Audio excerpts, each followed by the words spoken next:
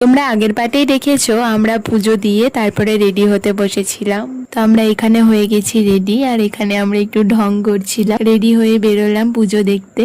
তো আমাদের গ্রামের নিয়ম হলো মা পরিক্রমা করেন প্রতি বছর এই একটা দিনই, মনসা পুজোর দিন। আমাদের পুরো গ্রাম, শুধু মা একা যান না, যান শীতলা মাও, সঙ্গে আমরাও।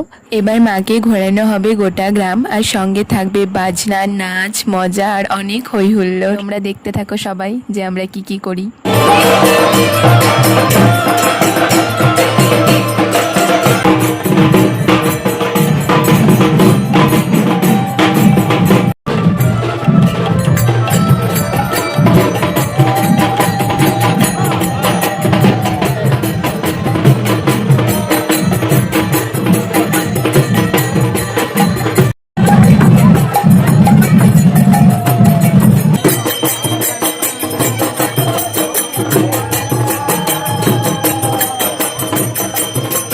এটা হলো আমাদের চণ্ডীতলা। এখানে এসে মা বসেন, তারপরে আবার মায়ের পুজো শুরু হয়, বলি হয়, মা 7 পাক ঘোরে। আর অন্যদিকে চলে হরিলোট, সেখানে ছড়ানো হয় অনেক কিছুই, চকলেট, আইসক্রিম, সব রকম কোল্ড ড্রিঙ্কস, এমনকি বাতাসা, মিষ্টি, অনেক কিছুই।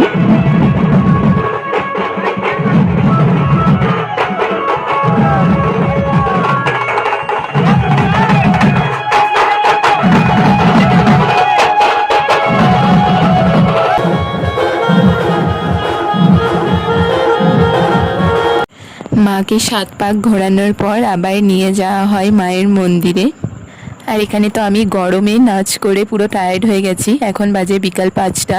এখন প্রসাদ খেয়ে উপোস ভঙ্গ করে আমি খাবো ভাত, আর সঙ্গে দেখো ইনিও চলে এসেছেন আমার সঙ্গে খাওয়ার জন্য। আর আজকে তো আবার কারেন্টও ছিল না বাড়িতে, তাই আমার বোনের বার্থডে সেলিব্রেশন হওয়ার ছিল, তাই কি আর করাই, উঠোনে বসেই বার্থডে সেলিব্রেট করতে হলো।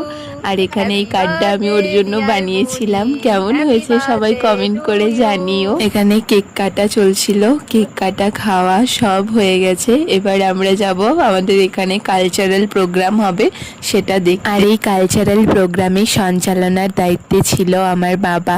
তো আমার বাবা এখানে নিজের দায়িত্ব খুব ভালোভাবেই পালন করছিল। প্রোগ্রামের শেষে ছোট ছোট বাচ্চাদের হাতে তুলে দেওয়া হয়েছিল ছোট ছোট গিফট। তো তোমরা জানিও কেমন লাগলো আজকে আমাদের এই কালচারাল প্রোগ্রাম। আর হ্যাঁ, ওরা এখানে কি গানে নাচ করেছিল তোমরা যদি বুঝতে পারো অবশ্যই কমেন্ট করে জানিও। তারপরে গিয়েছিলাম আইসক্রিম কিনতে। বললি বড় মামার সাথে চেপেছিস? হ্যাঁ, মিথ্যা কথা, মিথ্যা কথা দেখেই বোঝা যাচ্ছে। আজকের ভিডিওটা এই পর্যন্তই, বাই।